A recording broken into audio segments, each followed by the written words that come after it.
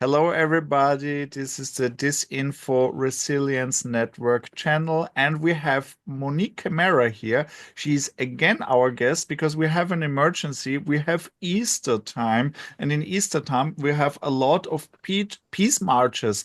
And you said something very smart, a very smart sentence that is very important for our work and that I also very much support. Please repeat the sentence because it was off the record and we need it on the record. And also, please introduce yourself better than I can do it. Well, first of all, thank you. Thank you so much. Okay, that for the invitation. It's always a pleasure to come back and speak with you. And I'm basically a practitioner in training with IWP, that's in the United States, where we focus on statescraft. We also focus on the different tools of statescraft that are used in nonviolent warfare and also on the kinetic side, okay, as well. So that is what is happening now. I'm also at the University of Siena, where I teach at the Department of Communications. Okay, so this is my area. All right. And in fact, Dietmar, before coming on, we were talking about how, the agents of influence and different influencers, different kind of people that are trying to push out, especially now, a message that is important for Europe. Okay, this time that we live in is extremely important for Europe and extremely important for our transatlantic, relationship, especially within the context of the war against, Russia's aggression against Ukraine. We were talking about how there are certain personalities that we know are stated personalities where they say, well, I support Russia, so on and so forth. Those people, at least you can see where they stand and their messages are quite clear. It's the people that we don't, okay, that are much more subtle in the way that they propose their propaganda and the messages that they're trying to push through. One of the things that happened this weekend, Dietmar, and I'm glad that you brought up the timing because it's extremely important, this timing. There's two things. Well, one thing in particular that's very important. On April the 6th, the EU published their white paper on defense, okay, for the rearm and also the resilience, okay, the defense paper itself, rearmament and defense. For anyone that wants to go and read it, please do, because it's a long document, but very easy, okay, to understand exactly the EU's position, okay, with regard to our defense and how we're going to be continuing our support to Ukraine, okay, at this time. Now, obviously obviously not, but let's say before this event, on Saturday, here in Italy, in Rome, a whole group, the peace, we can't really call it peace movement. There are elements in it that are, let's say, that truly believe in peace, but the same group of people that since March of 2022, and I say March because that's when they began organizing in earnest, of March 2022, have been bringing forward a position that has two elements, okay, to it. The first is calling for disarmament, okay? They call themselves the peace movement, but we know that they're working towards the benefit, okay, of Russia itself. There's the disarmament message that they're pulling out. And they're also pulling out the message that, hold on.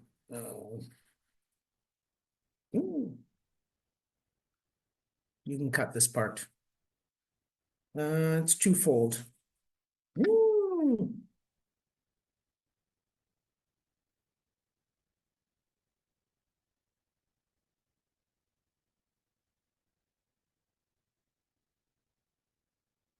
Okay, So there are two messages that they are and they have been pushing ever since, okay, the beginning of the second, or let's say the full-scale invasion of Ukraine. One is the disarmament of Ukraine itself, unilateral disarmament, because they're not asking Russia to disarm. They're only asking us to stop sending weapons, okay, to Ukraine. And now there's also this disarmament is moving into Europe. Since we have published the white paper, since there is a serious intent on the part of Europe and European nations towards a more defensive position and to increase those capabilities, obviously now they're moving towards, well, no, okay, Europe cannot rearm, okay? Well, they're using rearm as a let's say, call word, okay? It's a catchword. That is basically the two, let's say, the two messages that they're throwing out there. Another thing that they're throwing out as well is that Russia is not our enemy. It is something that was created, okay, fictitiously by the EU, trying to paint Russia as an enemy when it's not. It's something that doesn't have any basis to it, which we all find quite ridiculous. But I guess when you put it on placards and you have lots of videos and pictures, it all sounds so fantastic. So this is what happened on Saturday. On Saturday, there was, let's say, the Five-Star Movement headed by the former Prime Minister, Giuseppe Conte, organized a rally whereby he gathered, let's say, all of the, I would say, pro-Russian factions that are in Italy. So on the extreme left this time. And instead of using, for example, Russia right now cannot use any, let's say, diplomats because either, they've been isolated and put aside. So what are they using? And I'm sure this is what you're seeing as well, Dietmar, where you are. They're using all sorts of influencers, people who are real agents of influence, whether they know it or not. And we're talking about academics, for example. We're talking about, we know that, for example, on Saturday, there was Jeffrey Sachs, okay, that was at this rally. Now, the interesting thing about Jeffrey Sachs is that he spoke, and I'd like everyone to know that that evening on Rossiya 1, okay, in Moscow, on Rossiya 1, they ran the news segment, right? And you know how in the beginning they put all different flashes of what they're going to be talking about. The first two flash stories snippets were about the war in Ukraine, okay? And obviously in a denigrative, towards Ukraine, saying that they're losing, so on and so forth. And the third one was this rally in Rome, okay? Right, I mean, right at the top of the hour, all right? So that is significant because it's the first time that, let's say, we've really seen the Russians, whatever rallies are going on in Italy, that they're on, okay, television. On the Italian news, on the Italian evening news, they showed some snippets, but in the newspapers, it was sort of just put aside. It wasn't anything significant. Their big call word, okay, so these are the kind of people that were at this rally, including union reps, the same groups that have been making all of these small micro protests since March of 2022 against the EU and against NATO and against the United States. There were also very famous figures and, let's say, academics themselves. So from the world of history, philosophy, there was even a Nobel Peace Prize, okay? A Nobel, okay, winner, okay, as well. A university dean was there. So, but these are all known figures, okay? It's not like they use someone who, is unknown to the Italian television. These are all known, very well known, okay, figures themselves. And the slogan was no to rearmament. Let's stop them. About what? We don't know. Okay. And of course, there were lots of placards with Russia is not our enemy. Another thing that struck me is that they are basing all of their let's say, the no to the rearmament because they say that this money should be used for schools, for hospitals, right? That the EU is not looking after the population. Okay, this is the normal, okay, anti-EU message, right? That they put out. Maybe also for the environment. Here, no. They Okay. don't touch on the environment because Italians, I don't think. Okay, our Green Party here is tiny. Okay, it doesn't make a Okay. dent. So they are divided in this issue. Okay. Yeah, Because it's a just to division. mirror it for one moment, we have in Vienna a Yeah. peace festival, and it's very Oh, mixed. There are a lot of people there speaking, which I don't think they know what kind of narrative is the position, but they say we are against rearmament, but we are in yep. favor of social spending and taking care of the environment or the Okay. climate, yeah, the climate issue. So this is, of course, a left-wing position, but Yeah. it's the people who are participating there are partly somehow in the establishment. So I wonder how they can, but yeah, Yeah. continue. Sorry Um, for interrupting. no. I mean, it is. These are all left. There were, for example, we need work. We need to use this money for work. We need to use this money for schools. Okay, that kind of thing. Like, the Italian government doesn't put anything into these kind of no programs. I mean, it's ridiculous. All right.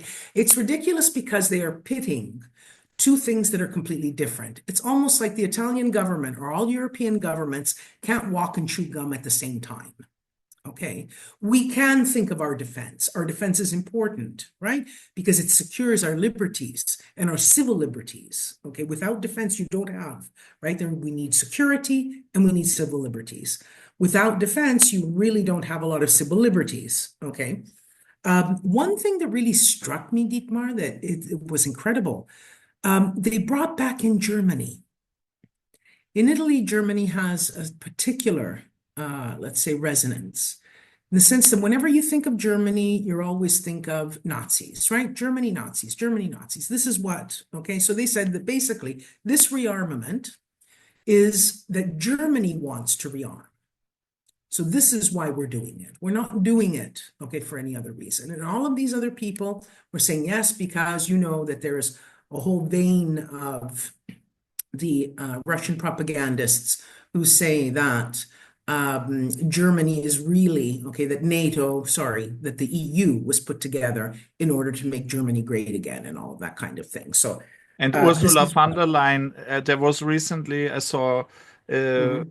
propaganda interview, and I think there were some Westerners even there. I can send it to you. I didn't analyze it Yeah, but it's all around social media channels, including Instagram, all the lifestyle channels.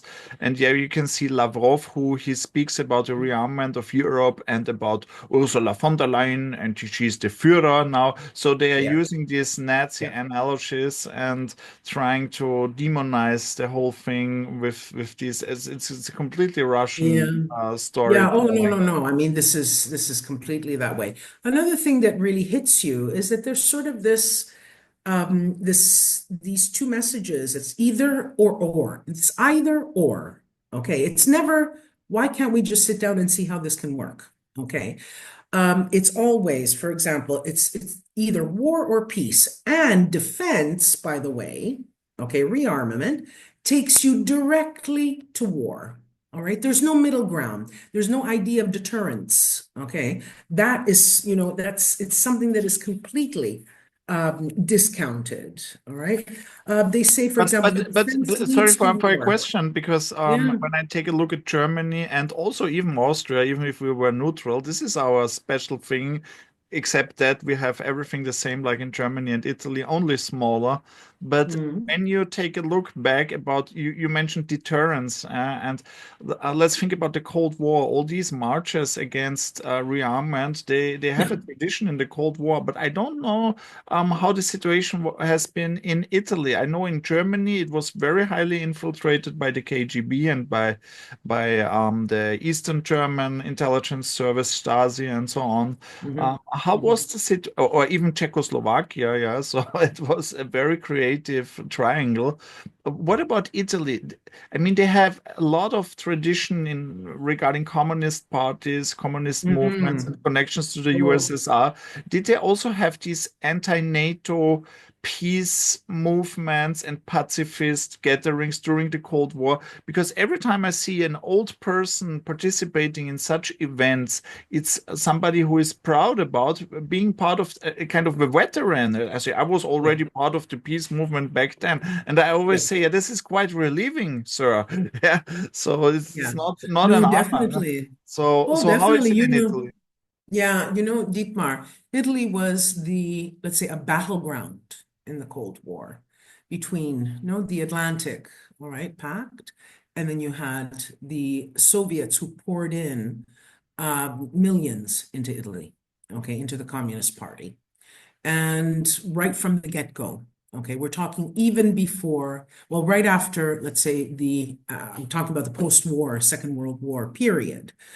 Italy was important to the Americans and to NATO specifically, in order to keep, let's say, the whole area stable. They did not want Italy to fall under the Soviets. And there was a real fear of this, let's say from 1940 in the elections in 1948, but then we can go right up into the early 1950s.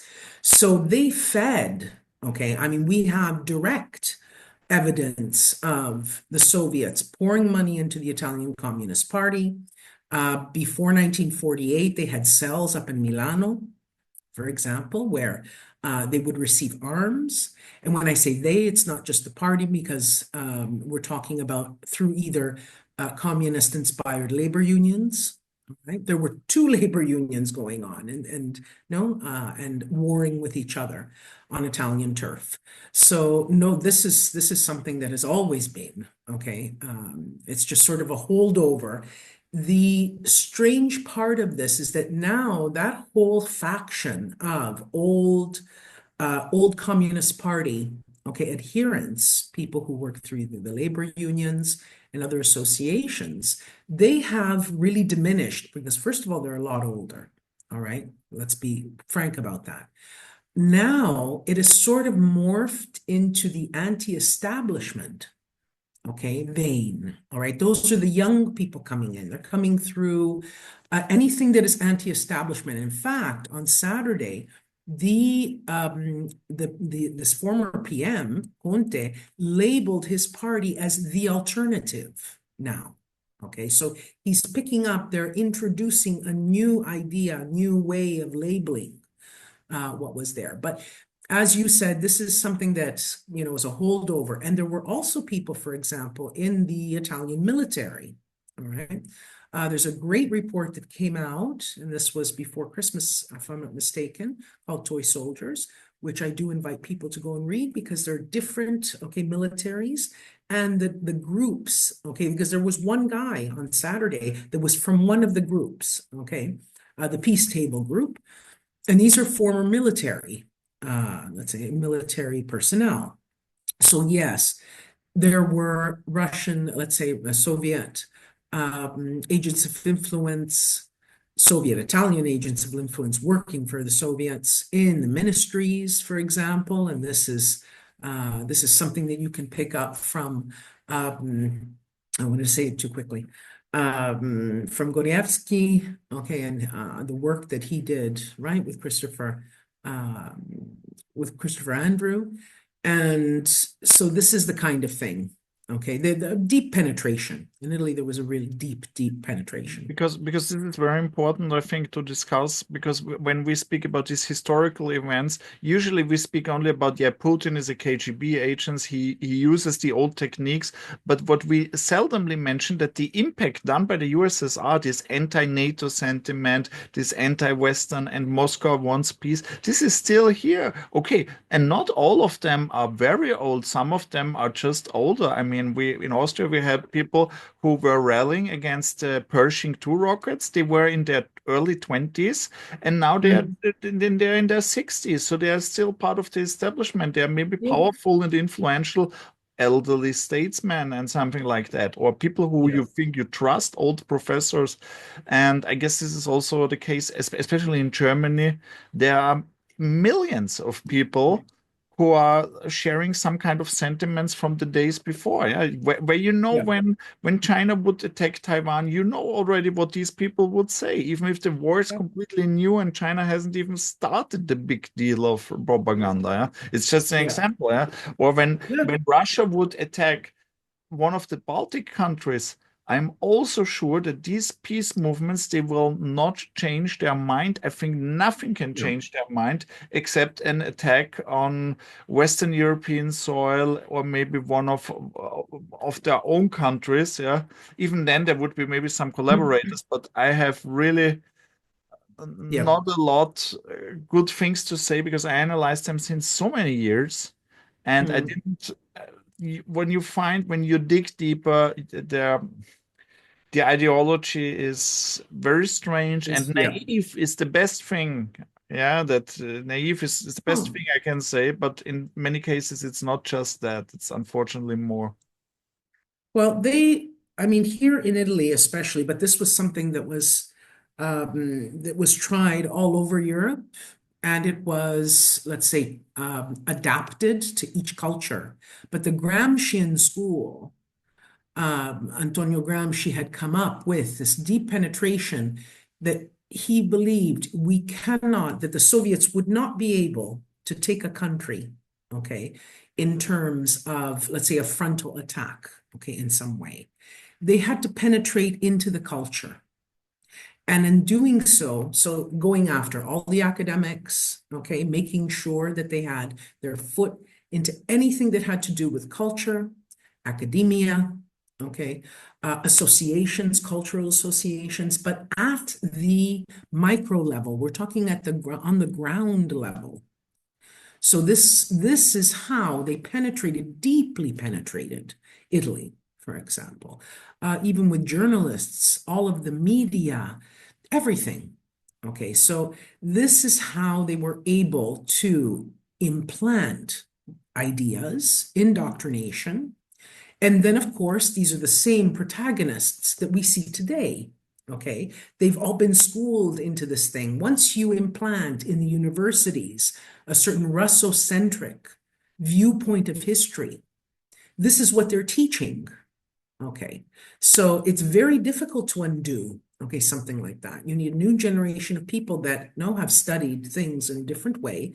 But this is what they're getting. So it's just perpetuating. This is why we both know, Dietmar, the Russians, the first thing they do is they take over, they try to indoctrinate the children, right? That's the first step. So all of these little kids, we're seeing it today in Ukraine, what they have to go through, first in Crimea and now Melitopol.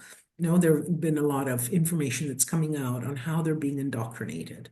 You must take hold of the younger generations because you're forming their minds and then, right, they go forward.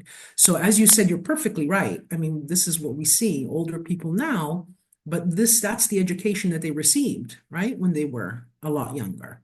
That's the whole thing. This long time process of Russian subversion Yeah. and Russia has partners like China's and all the other countries in the digital warfare they can work together. But what Making this it you very mentioned this dangerous. That's the whole thing. Yeah. this Russia centric viewpoint at universities. We also have it in Germany, in Austria, and in Switzerland, in many countries in Europe, and it comes from the universities. And the problem was that Russia invested a lot, or the Soviet Union invested a lot to shape our narrative. Public diplomacy, they did a lot, and we did nothing to defend ourselves because we didn't even realize that that's a problem. Because we thought, okay, we had this war, and then they thought Russia is the same as the Soviet Union, even if, as a historian, you should never say something like that, but they acted like that. And Mhm, only mhm. now we see a little bit of a discourse, but I'm quite curious. When I speak to very good people who really appreciate also my work and they say it's very good and we need to take care of Russia and they support Ukraine. But in many cases, they don't understand that there is also a huge pro-Russian sentiment and propaganda from the left. Um, and I think maybe it's different in Italy. Do you also have this experience? Because in Mm. Austria, it's like they think it's only the far right. Even if I know that all these academic circles, all these little bit more subtle, and some of them are not subtle if you take a little bit of a deeper look. But do you have this experience in Italy Mm. as well, or is it better there because you have all this history and all these Soviets that it's something you that can't be ignored? No, no, we have the same problem. Starting from the labor unions, as I said before, no, on the left, I mean, that was their vehicle, right? To get obviously the workers, the workers, the workers. This is something that is still today. Okay, you can see it. I mean, um, I protested a letter that was sent from my from the union that I belong to because they took a position almost excusing Russia about what okay was going on and what their attack on Ukraine. So I wrote a letter and I said, I'm leaving the union because of your position on, okay, on Russia's aggression against Ukraine. And they wrote back and they said, oh, no, maybe you don't understand, what's going on. So they sent me a long letter and I wrote back and I said, well, you've just confirmed everything that I know. So basically, thanks for telling me and I'll be out now. Okay. Yeah, okay, They but they are had, part of the yeah, problem. But if you speak, for instance, to other experts or to journalists who are not pro-Russian, who have a clear stance, who ah, know, is there an ignorance on this left-wing problem? Do they think it's only the far right? Or I mean, when we speak about the pro-Ukrainian mm. people, do you have any, or is it like if somebody is aware about Russian narratives, Russian propaganda, then they know it's No, from they are both extremes? increasingly, the beginning of the war, no. The beginning of the full scale, no. Okay, this was not something. There was sort of this Russocentric. It has changed, okay, a bit, because now there are, let's say, academics who are featured also on Italian television who do bring, the narrative, or let's say the way things are. Okay. But I can tell you that it's been 3 years of a lot of hard work of, getting out exactly, well, this is a Russocentric point of view. This is what's happening. Okay. There are pockets, though. There are pockets of even professors today who are still, let's say, touting this line of the Russocentric view of, oh, it's NATO's fault, that kind of thing. NATO encroachment, that's the big thing that And they do they bring. get challenged, or is it like, no, the No, problem is only social media bots and the professor can say whatever he says because he's a professor and he's almighty? Because this that's is a little bit the exactly. problem They what we don't have. get challenged. They don't get challenged. Well, I mean, look, students are not going to challenge them because they're too afraid of that they won't get their marks, right? Think about it. All right. Students are there, they're going to just tout whatever the professor puts on their reading list, they're not going to question it, that kind of thing. There are some good professors out there that, are doing their job properly.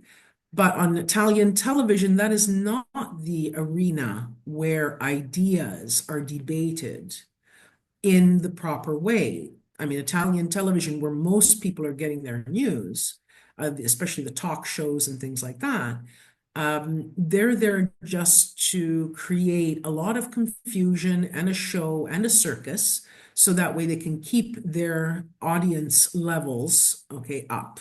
Okay, so they just have people that are sitting there screaming at each other, but not really getting anywhere. Okay, sort of two positions. These are them, and they duke it out, okay, in front of TV. But there is no real, let's say, wholly debated. Okay, there are lots of people trying to do some very good work, bringing forward, okay, let's say all of the discussion that, on defense and why Europe needs defense, what Russia's intentions are, all of that kind of thing. This, yes, and then they're working through the parliament, they're working through different associations. Two or three smaller parties are trying to do this in a very vocal way. They're also on the street. We also have protests, but more solidarity demonstrations with Ukraine. Okay, and they're very good. I mean, there's a real vocal, a small group, but very, very vocal, and they are trying very hard. Uh, You but I mentioned can the tell you, TV. not on I mainstream wanna Italian ask TV. something about the TV, because it's a Yeah. very interesting thing. The TV Mm, talk shows, because we mm, have this problem, I guess, everywhere, but especially yeah. in it's funny, in Germany it's worse than in Austria, which is really something that is significant, yeah, because we don't have it. How much problems we have, and we have the neutrality. But in Germany, they managed. If it's about talk shows, I think they are the worst I mean, it's the public TV, and they bring so many voices of the Kremlin. I Yeah. cannot say it differently. And you know what? I see that people start talking about it. And Mm, recently, I got even interviewed about it, and I was mhm, able to mention this problem. And now I would be curious if you have this false balance discussion. I mean, mm, the media, they will always do it because of obvious reasons that you mhm, mentioned. And I don't have the problem, not only that it's happening, but it's that it's excluded from a discourse when we discuss things that are problematic. When I'm invited to a panel discussion about disinfo, no matter if I'm a panelist or if I'm a guest who is just watching, it's always 99% discussing social media and not such phenomena. So mm, I would mm, be curious, what is your impression? Is this false balance talk show um, mm. Is it contrarian making an academics impact? topic? Is it Right. something that people discuss when the notorious people are on stage? No. Uh, luckily, okay, polling. And the reason why I'm saying that people, Italians, you're going to have pockets. I mean, they're sort of aligned politically. You're going to have a very small portion because let's remember that the five-star movement that organized the rally on Saturday have exactly 8% of the seats in parliament. So we're not talking about the majority of the people. There was a very good poll that came out. Who do you support, Zelensky or Putin? Okay. The only two parties that came out on top for Putin, and one of them actually, the person, the five-star, I thought it was going to be a lot more, but it was actually a lot less. Those were the only two, Lega, okay, the league, and five-star. Everybody else was solidly, but I'm talking really, really high percentages for Zelensky.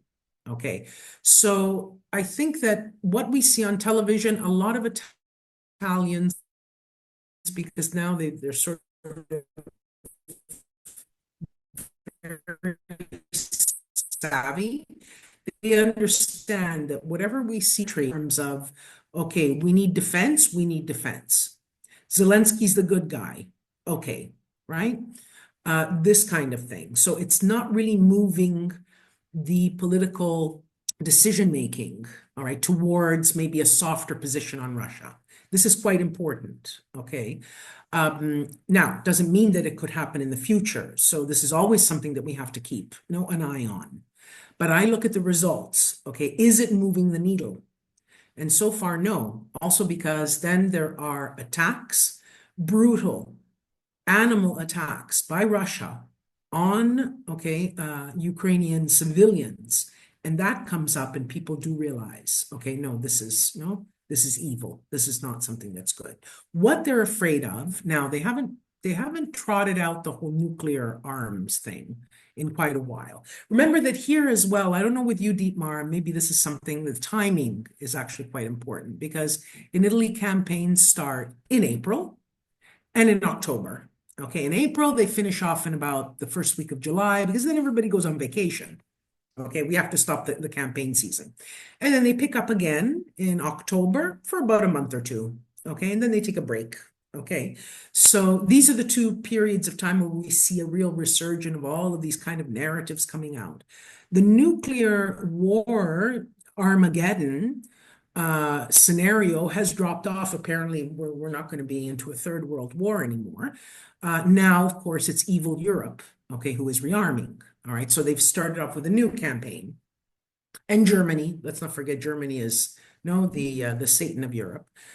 So that kind of thing. There's also a little bit of the deep state is starting to come out. Okay, a bit. That from Lega, that's from Salvini. But no, I have to say, Dietmar, as much as we see on state television, on television, okay, the private stations and that kind of thing, um, they're battling it out and yelling their positions, but Italians can see it for the circus that it actually is. Okay. Also, because a lot of the people that they put on to back these positions are not exactly military, let's say, analysts. They're not experts in defense. They're not experts in geopolitics. These are people who are sort of like influencers. You know what I mean? Sure, some of them are academics, but they're not really, in the seats of power. They haven't called in, for example, Kubelius, who is no the head of no defense in Europe on the Commission, to come and talk about what is going on. So that's the status of this kind of programming, okay, that we see.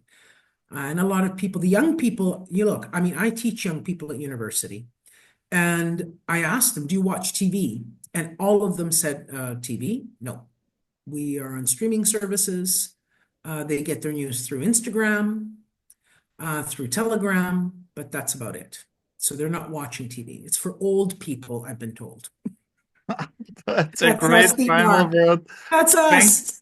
Thank you very much. Thank you very much for your insights, and looking forward to see you again and to hear Yep. your analysis. I hope we don't have real emergencies in the future, but Easter No, is hopefully always not. a challenge. So good One thing night that and all the Yeah, best Dietmar, from one Vienna thing to for the Italy. next conversation, if we could, I'd love to find